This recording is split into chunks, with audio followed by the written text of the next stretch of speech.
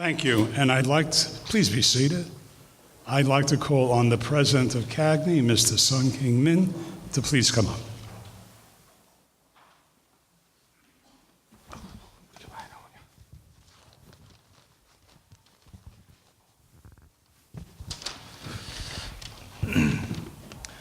네, 오늘 이렇게 바쁘신 시간에 오셔서 감사합니다.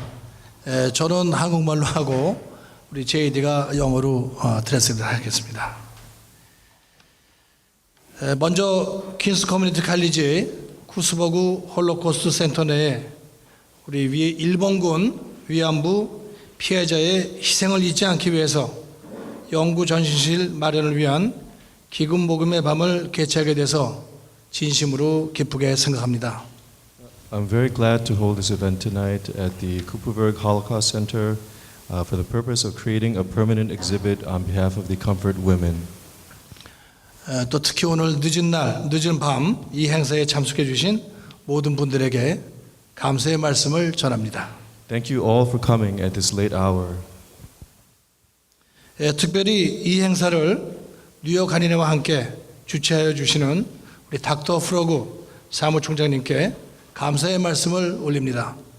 I would like to give special thanks to Dr. Arthur Flug, the Executive Director and Executive of the Holocaust Research Center. 또한 바쁘신 가운데 참석해 주신 우리 그레이스 맹 연방 하원 의원님, 또 폴 발론 뉴욕시 의원님, 그리고 피로구 뉴욕시 의원님께도 감사의 말씀을 올립니다. And thanks to Congresswoman Grace Meng, Councilman Peter Koo, and Councilman Paul Vallone, who's on his way for making time out of their busy schedules.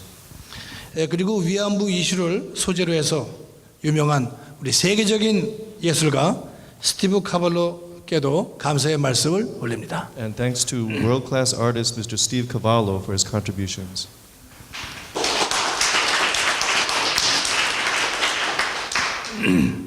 일본군 위안부 피해자의 이슈는 여성 인권, 인종차별, 폭력에 관련된 유엔의 이슈로서 이 시대를 살아가는 온 인류의 이슈입니다. The Comfort Women issue is a women's issue, it's a racial issue, and it's one of violence that makes it a United Nations and issue for all of humankind. 2015년 내년 9월을 오픈을 목표로 해서 바로 이 홀로코스트 센터 안에 일본군 위안부 영구 전시실 마련을 추진하고 있습니다. With the target of September 2015, we hope to create a permanent exhibit here for the Comfort Women. 일본군 위안부 영구 전시실을 추진하고자 하는 것은 2차 대전 중에 일본이 저지른 만행에 대해서 규탄하자는데 목적이 있는 것이 아닙니다. The purpose of the exhibit is not to blame the Japanese government. 추진하는 이유는 이와 같은 세계적인 비극이 앞으로 다시는 인류의 역사에 되풀이되지 않도록 The purpose is to ensure that such a tragedy will never happen in human history again. 위안부로 끌려가 희생이 되신 분들의 이야기를 후세들에게 영원히 기억할 수 있도록 하는데 그 목적이 있습니다. And to pass on the stories of these women so that their pain will never be forgotten. 다시 한번 오늘 밤 참석해 주신 여러분들께 감사를 드리고 Thank you once again for coming. 오늘 우리들의 노력으로 인해 내년 9월에 위안부 영구 전시실이 마련되어서 And let's continue our efforts until September of next year. 일본군 위안부로 끌려가 희생되셨던 분들의 이야기가 영원히 기억되고 so that the stories of these women will never be forgotten. 다시는 인류의 역사에 되풀이되지 않기를 기원합니다. And again, so the tragedy will never be repeated again in human history. 감사합니다.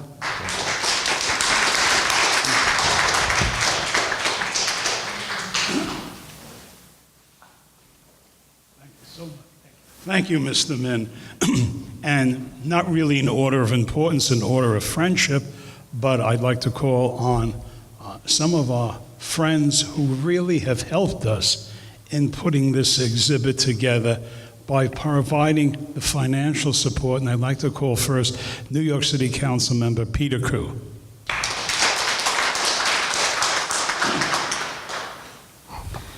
Thank you, Dr. Flood. It's my great honor to be here today at this Out of the Shadow Comfort Women exhibit.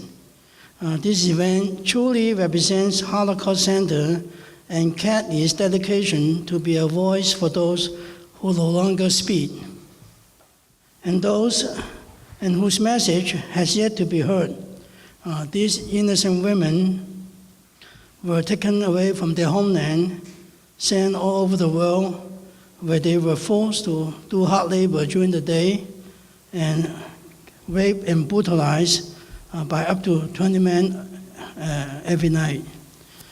It's my hope that this exhibit will not only remind the Japanese government of the horrors they were committed, but that it might also show the strength of these brave women and be a motivation for our nation. And we also hope that this will lead to an official apology, restitution, and most importantly, it will teach of these atrocities so that no future generations shall suffer like the Korean Comfort women. We in the government cannot undo the pain these women already suffer, although can we ease the emotional trauma that they experience. We cannot change history, but we are here now. We are committed to honoring their bravery, and we want to document their hardships, their sacrifices, and I hope this will be never forget them. So I hope history will not repeat again. We want to congratulate Candy and the Holocaust Center for doing this for the future generation, so the students can see these, so that it won't happen again. Thank you very much, everyone. Thank you.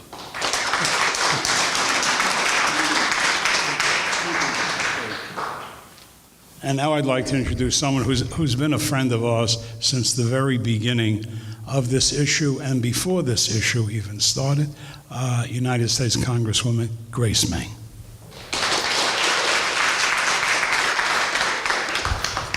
Good evening, everyone. It's an honor to be here with all of you once again, and of course I want to, as always, thank QCC and the Kupferberg Holocaust Center and Dr. Diane Call for their hospitality. I also want to thank CAGNY and President Min for your tremendous partnership in educating all of us. Specifically, I want to thank and acknowledge a few individuals, J.D. Kim for spearheading this event, and of course, Dr. Arthur Flug, everyone's friend, and his staff, including Marissa, for their tireless effort and dedication in raising awareness of Holocaust and comfort women. I've learned so much from Dr. Flug and the center here, and I'm so thankful that it is here for our next and younger generation. I know that you all know the history of comfort women, and I think that many of us have taken a great interest in this issue because it's so important that our younger generation, my children, all of our children, know the true history of what has happened to the importance of, and I want to thank my colleague, Congressman Michael Honda, for sponsoring that first resolution to require the Japanese government to formally acknowledge, apologize, and accept the fact of coercion of young women into sexual slavery during World War II.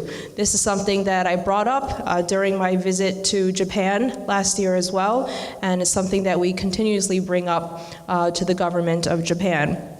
I do want to thank my colleague, Congressman Mike Honda again, and Congressman Rango on their many, many years of efforts to make sure that comfort women are treated with every measure of dignity and respect. And I'm honored to join that fight in Washington as well. Last year in spring 2013, I had the opportunity to meet with Ms. Yi Ok-sun in Washington. And it was remarkable that despite her age, she had the strength to travel from South Korea all the way to the United States to share her stories with me and so many of my colleagues, Republicans and Democrats from all across the nation in Washington, D.C. A few months later, I signed on to a letter with 17 of my colleagues to the ambassador of Japan to the U.S., Mr. Sesei, asking him to affirm Chief Cabinet Secretary Suga's commitment to not revise the Kono Statement. I am aware that about 200,000 Asian women were victimized, and now they are grandmothers and great-grandmothers to many children, and very few are left with us to tell about their experience and the suffering that they went through. As Councilman Koo said, no one will ever be able to understand the pain that these women had to endure while coerced to engage in sexual slavery. So events like today's events are even more important. And I want to thank CAGNY again and the Kupferberg Holocaust Center for providing such a unique opportunity as today to share this many untold stories with our community and our country, and for your constant efforts to document these wrongdoings. Thank you.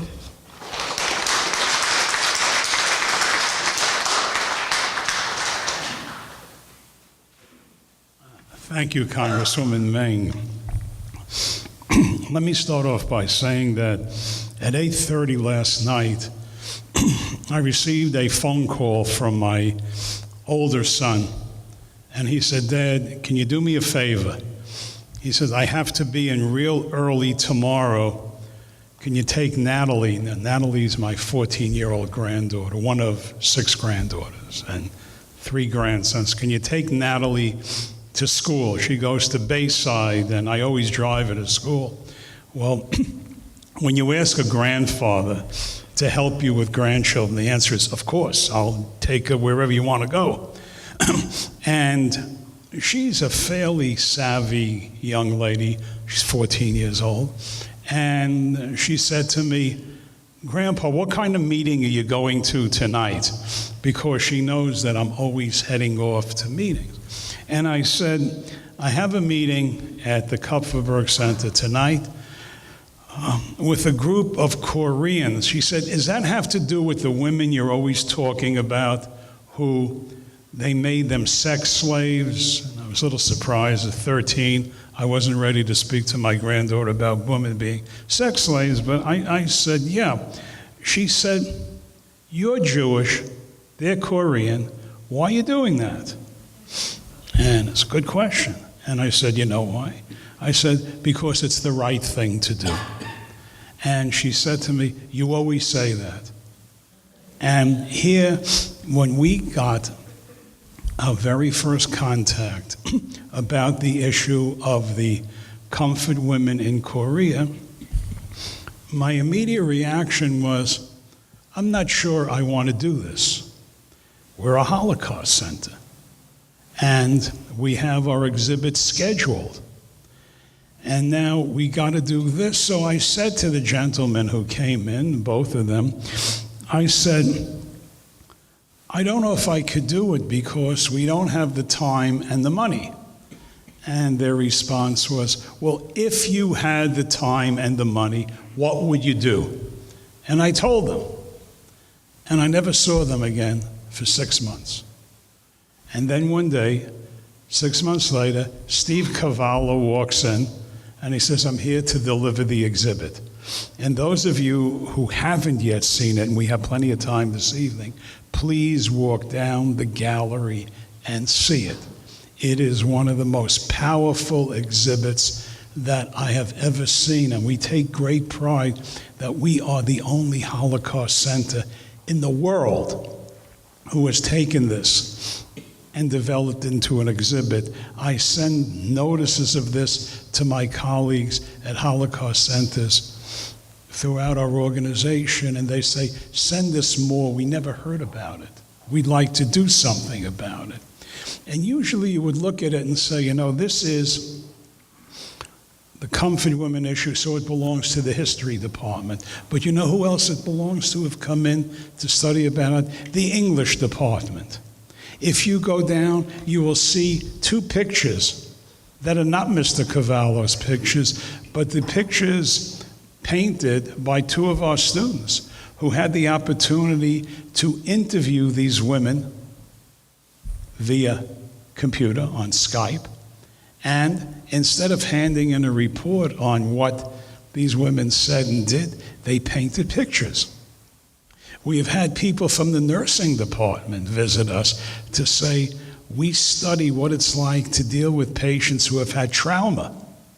We'd like to be able to speak to these women, to see what it's like. So this has taken on an enormous dimension, and the strongest group that I have at the Holocaust Center supporting this are not the instructors on campus, not the students on campus, but the 80 and 90-year-old Holocaust survivors who come here on a daily basis and who have lost dozens of family members that were murdered in the Holocaust. They say, you know something? We cannot understand how people like this could suffer so much. We just can't understand that. And I have a group of Holocaust survivors, females, who have gotten together with a group of Comfort Women who came to visit us over the past 3 years, and they formed a sisterhood of survivors. And one of them, many of you probably know her because you see her picture all the time, Ethel Katz. Ethel Katz is 92 years old. When she was 17, World War II started. The very first day, her entire family was murdered. She was the only survivor. And when I introduced her to the Comfort Women who came over here, her statement was, I can't believe anybody could suffer so much as these women did. A few months after she met them, the Japanese Prime Minister came to the United Nations. And we were contacted by certain groups in the Asian community, said, we'd like you to come down and speak at the United Nations protesting the Japanese Prime Minister speaking there. And I said, I really would like to, but I can't, not during my regular work hours. CUNY doesn't let you do that. They said, then can you get us that elderly woman, Ethel Katz? And there, in front of the United Nations, while the Japanese Prime Minister is addressing the United Nations, a 92-year-old Jewish lady who was a Holocaust survivor was giving a speech to the people there why something should be done about the Comfort Women. It was probably one of the most powerful speeches I have ever heard, and Ethel has not gone beyond the 5th grade in school. She would have gone more, except World War II stopped it, and she never got back to it. That's the impact that the Comfort Women have. And I want to tell you one other thing. The impact that they have upon our students is something unbelievable. This morning, I took a class and we talked about the beginnings of the Holocaust. And we took about a half hour and we talked about it, and that was all the teacher wanted. And on the way out, the students are passing by the exhibit that you see up here, and they stopped. Now, when a student comes to the Holocaust Center and stops to look at what's there, that's unusual. Most of our students come because my instructor told me to come here because I have to write a paper. And I want to look at the exhibit so I can write the paper. But with this, they just stood there and they asked, what's this about? And as I explained to them, I always say they had two reactions. One angry, the other angrier. They were angry because they had never studied about this before. Never. When you study the history of World War II in many of the schools throughout the United States, you learn that on December 7th, 1941, Japan attacked Pearl Harbor. The United States fought back. somebody raised a flag on Iwo Jima. They bombed Hiroshima and Nagasaki, and that's what you learn. But if you ask about the war in Europe, they'll tell you every single battle, how long it lasted, how many men were there, who the generals were. It's just the way history was written. History was written by the Europeans, not the Asians, when it comes to World War II. So they were angry, but they were even angrier that they said nothing has been done on the part of these women. What has been done to help them? And the answer was very, very little. And I said, probably if you feel like you want to help them, we have an internship here where students study about and get a chance to interview them. And they said, when does it start? I said, well, it's already underway, but if you come back here in January, we'll see that that happens. Okay? And it will happen.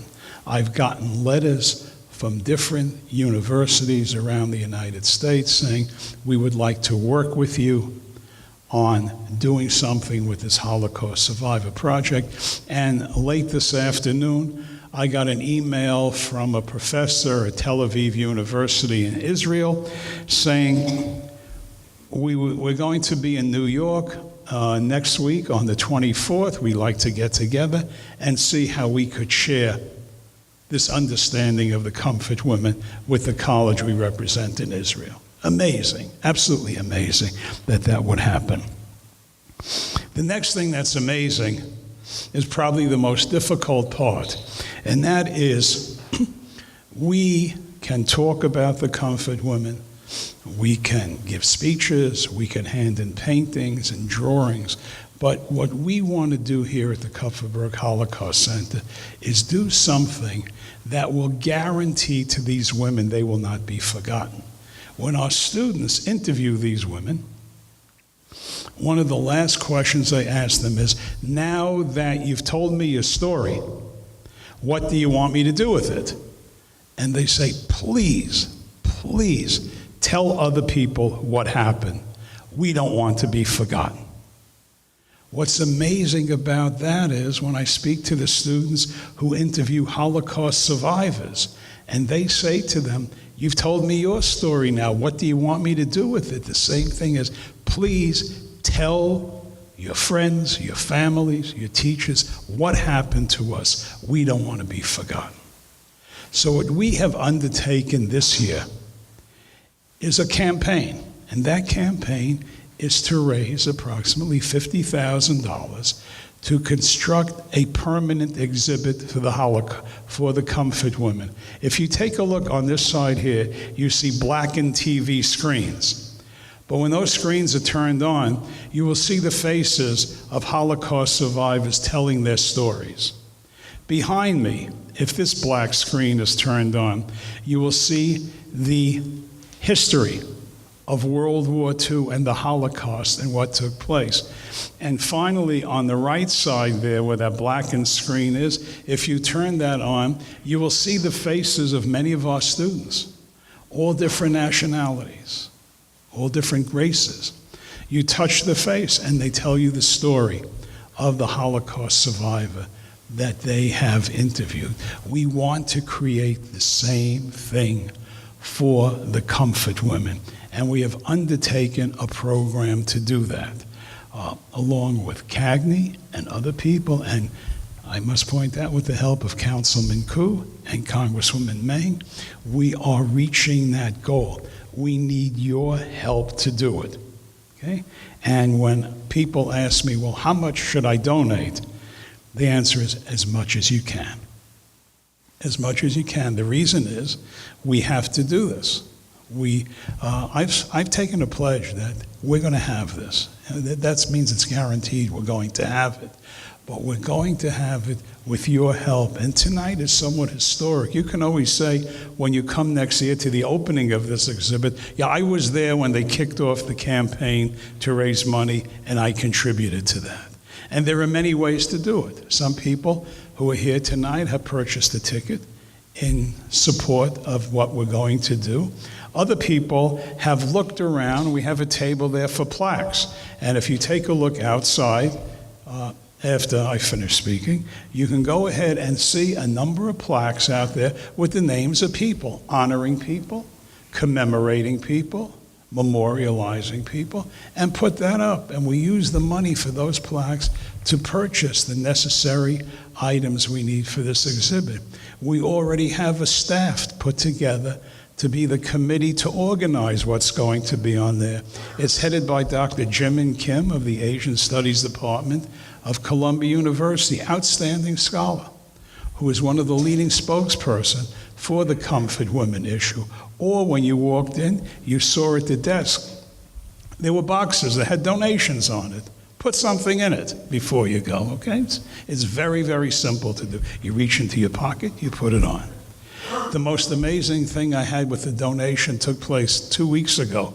I opened up a letter that was addressed to me, and inside was, "Dear Dr. Flug, I want to make a donation of $25, and her credit card was in there. And I said, amazing, what I could do with that credit card. Okay, but again, I returned it to her and said, we don't want your credit card, but we do need your help. We absolutely do need your help.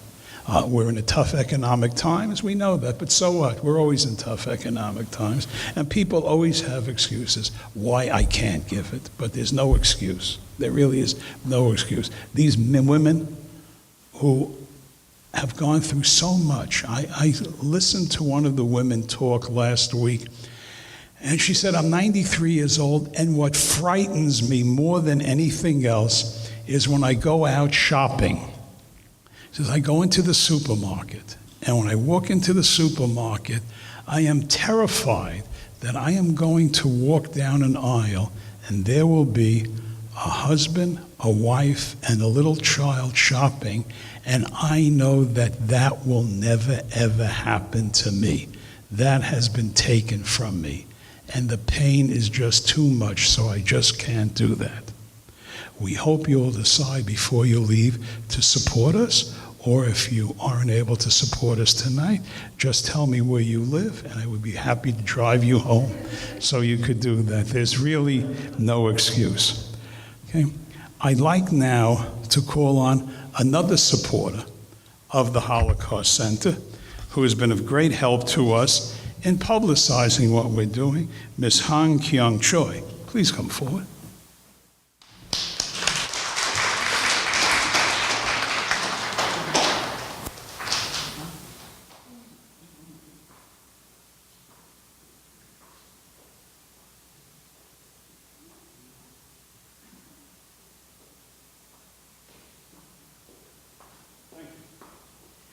제가 먼저 말씀드릴 거는 지금 닥터 플룩께서 말씀하신 지금 아까 나가시다 보면 이런 게 있거든요.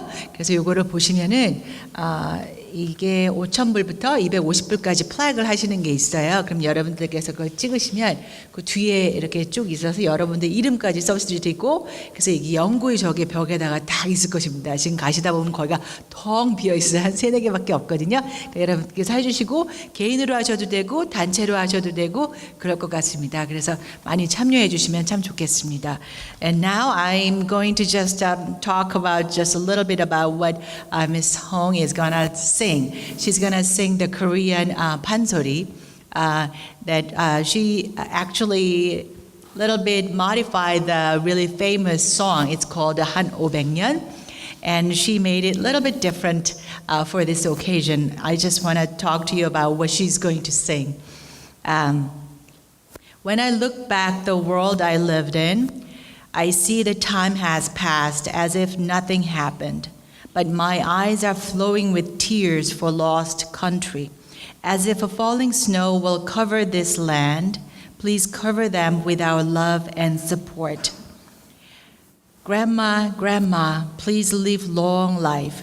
We will remember your pain and sorrow. That's what she's going to sing for. Thank you.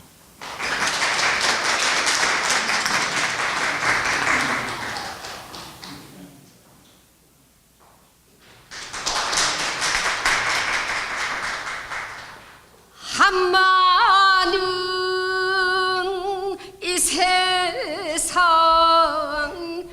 야속한 세월 나라 잃은 서름에 눈물이 나니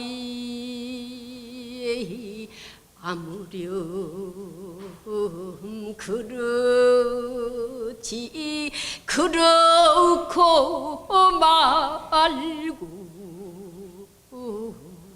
한 500년 사지 않은데 웬 성화유 나리는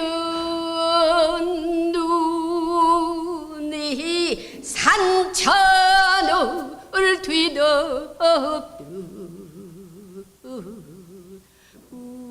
우리의 사랑으로 이들을 덮으소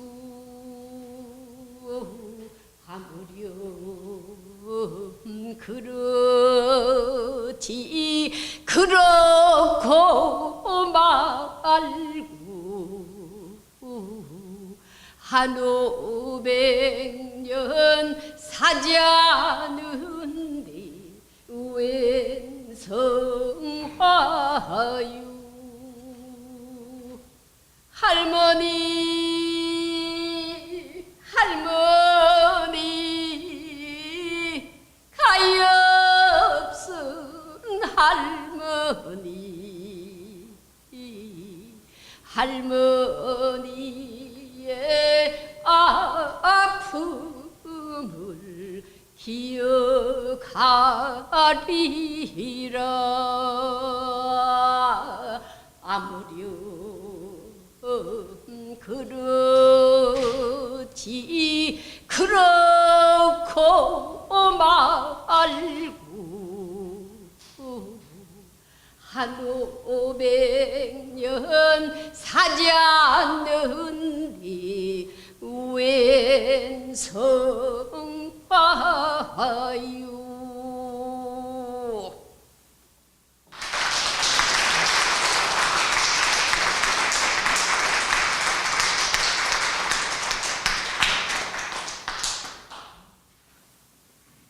One of the really good things about my job is you always see something different. Thank you so much for that. Thank you. And now we'd like to present a short video outlining the story of the Comfort Women. Marissa, kill the lights. I'd like to now call on someone unusual, and that's New York City Council member Paul Vallone. Usually, I make it my job at a certain time of the year to reach out to legislators seeking their help. The first time in all the years I've been doing this, before I could do that, someone reached out to the Holocaust Center, Councilman Paul Vallone.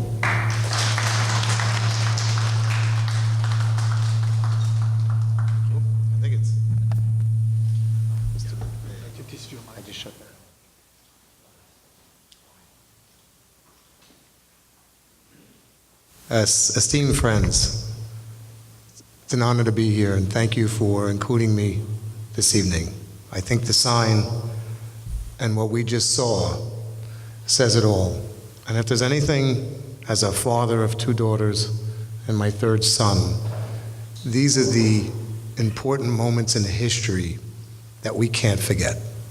And when Dr. Flug and Mr. Min and all my friends and the ambassadors in the Korean community came to me, I didn't hesitate.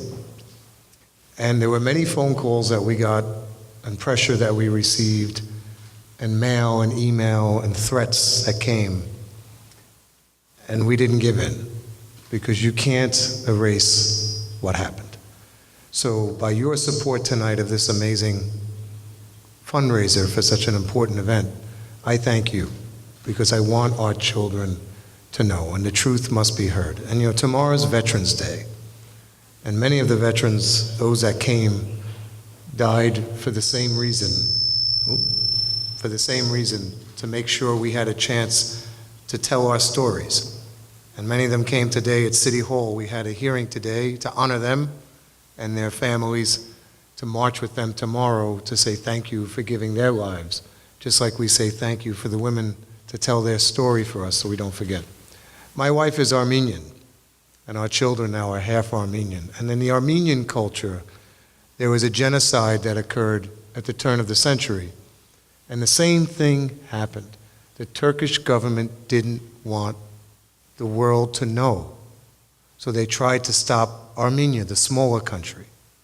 Just like Japan tried to stop the United States from telling the story. Same thing happened over and over again. And now we have the Armenian genocide commemoration, which I lead also down at Times Square. And again, you get the threats. But there's no threats anymore. These are the things we have to stand for. So I believe at this point, the Korean community, as you know, is in my heart. As you've embraced me, I've embraced the community. And we live together to share our stories and to make sure that we grow and learn. So it really is an honor to be one of those. And I know Congressmember Grace Meng and Peter Koo, my dear friends. This evening, I started a group. You may remember the Bayside Whitestone Lions Club. Tonight, we honor the fire department, the police department, and the EMT officers at our dinner. So that's the only reason why I was late. I couldn't leave the group that I founded. So we just gave them the awards, and I came running over. Now they're on the way there. So Grace was yelling at me, why didn't you? I said, no, I start there, you start here. So I say thank you, and whatever we can do going forward, funding and working with the Queensborough Community College, making sure the students learn from this, making sure the little ones come and they see, and the older ones come and they can hear the dialogue and the stories from the few survivors that are left. God bless you. It's my partner back there. And I say thank you. So humbly, I am here. I see my dear friends who are in the back and always looking beautiful. I'm sure you were singing something that I missed. She even helped train my daughter to sing a little Korean too. She'll have to do that again. Katina is now singing all the time now, so thank you very, very much. God bless everyone. Thank you very, very much.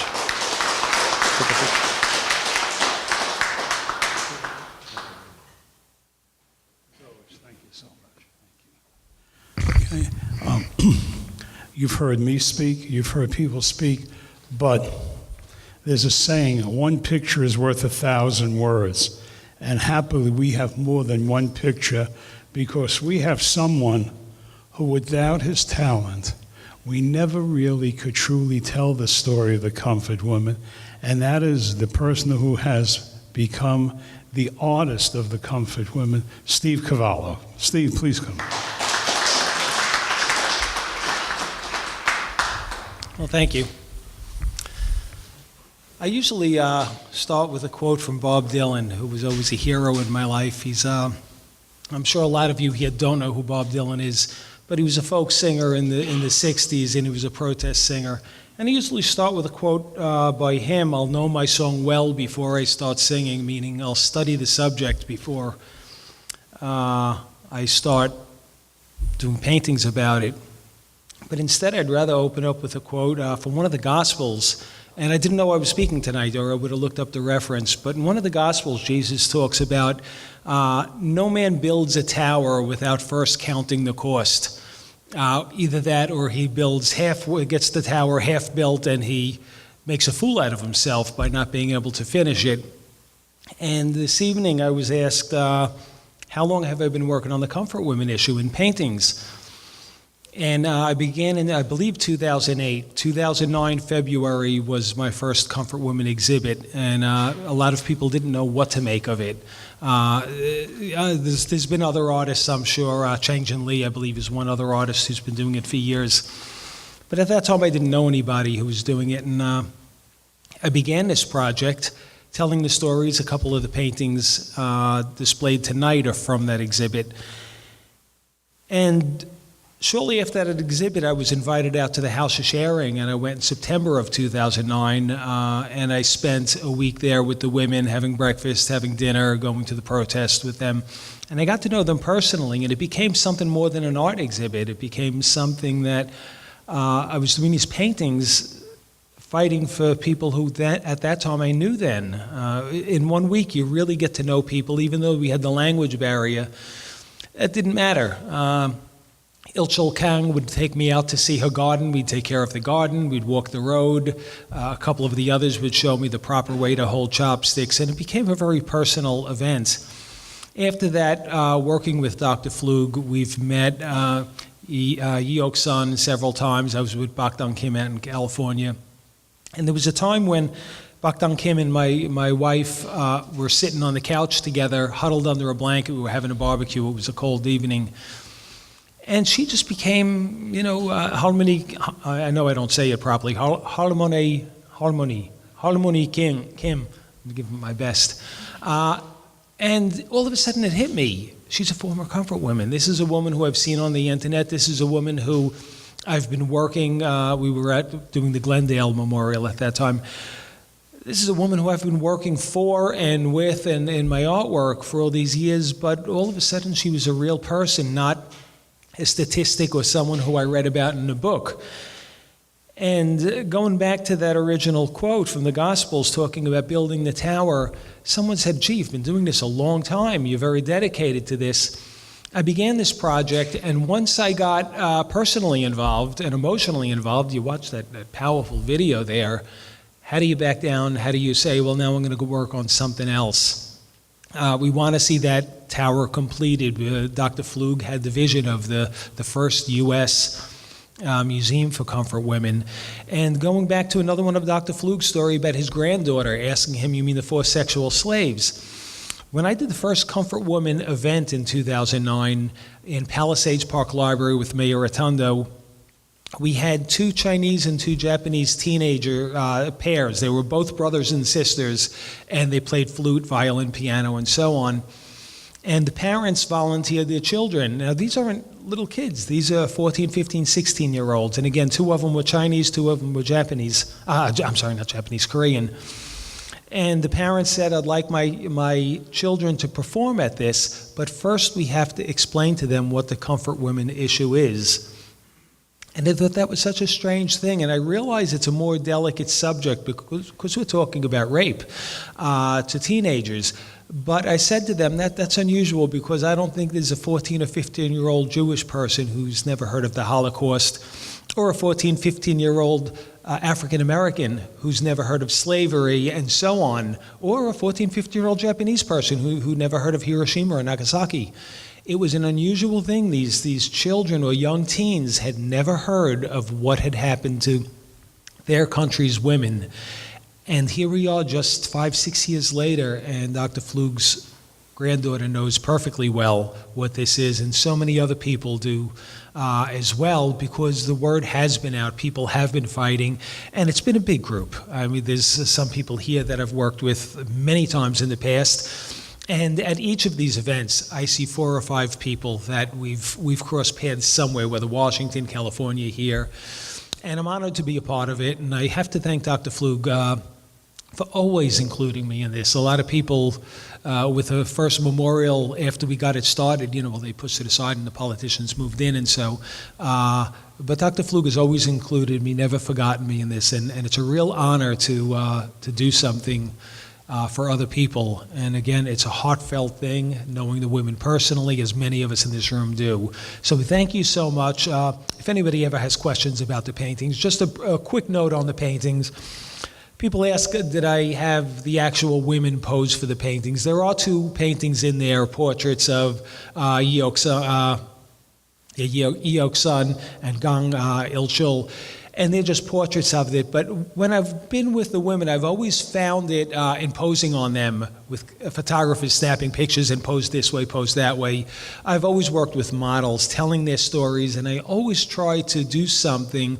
In one of my first shows that the women attended, there was one painting that was somewhat graphic, like in the movie, of a woman, a beautiful young woman, but in a shallow grave.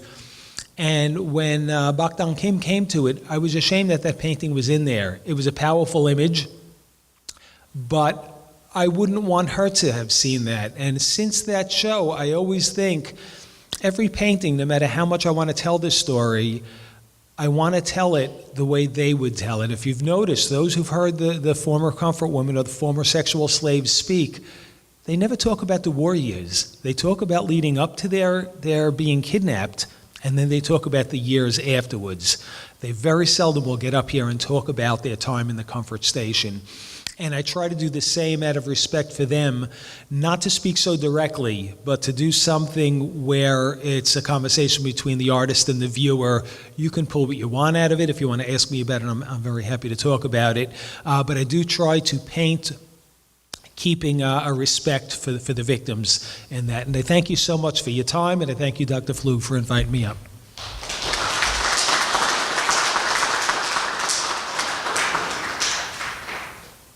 Thank you, Steve. And for our closing, I'd like to call back Sogli Segredo to please come up for a closing.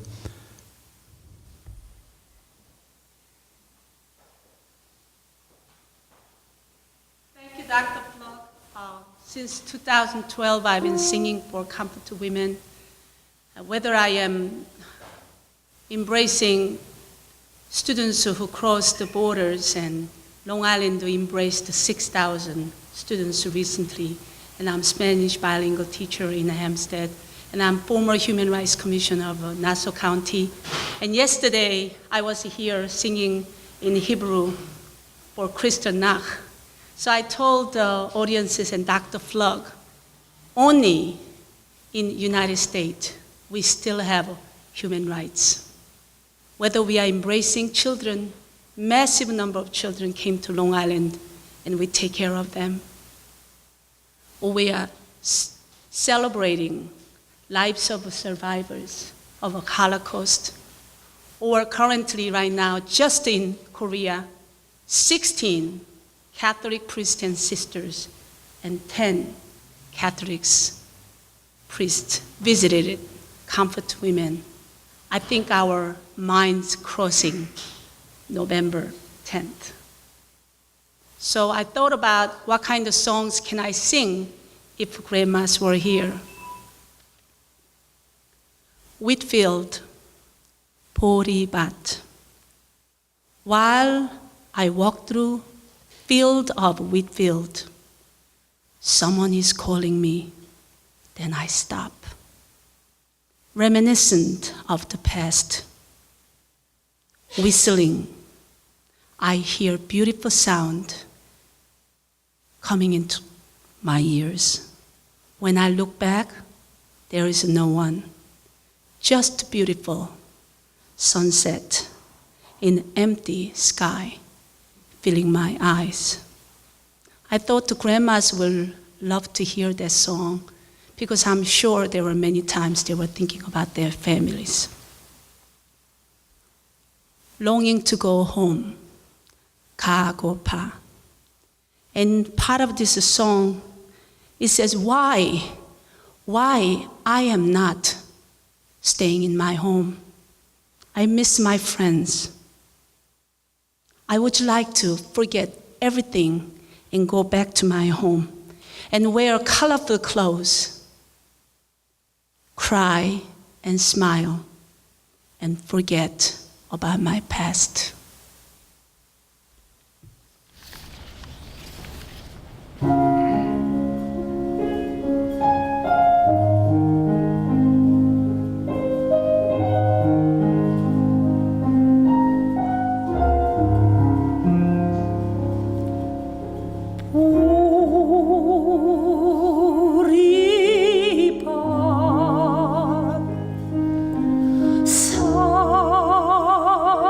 사이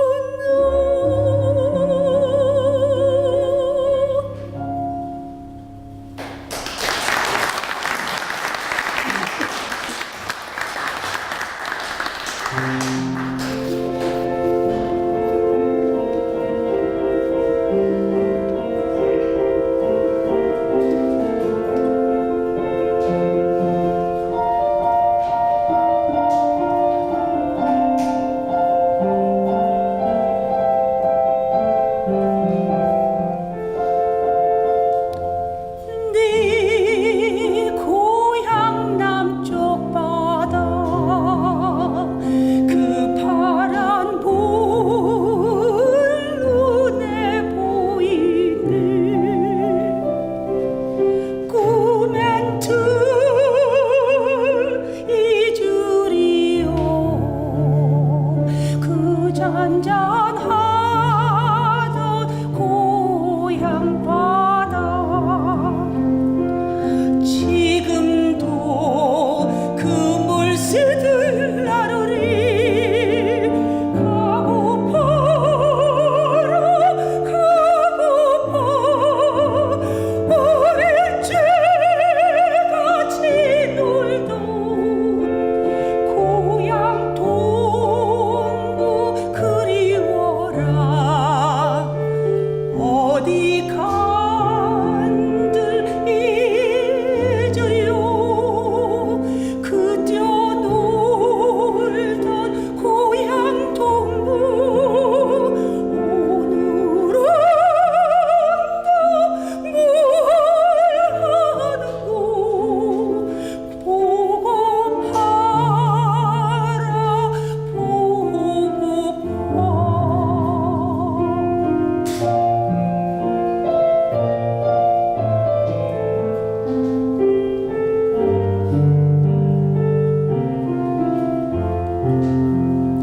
그 물새 그 동무들 고향에 다 있는데 나는 왜 옳다가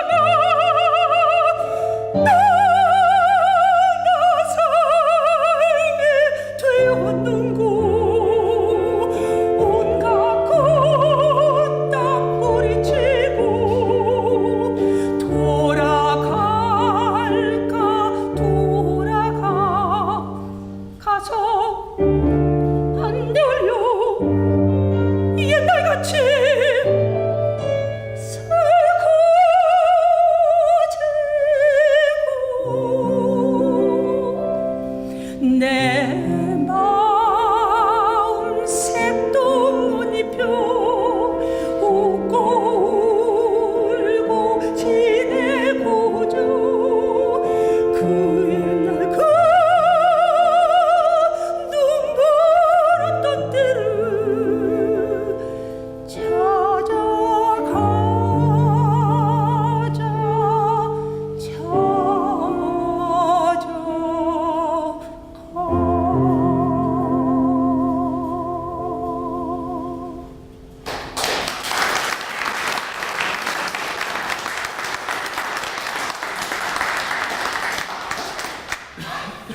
Finally, to close tonight, I'd like to introduce two people here.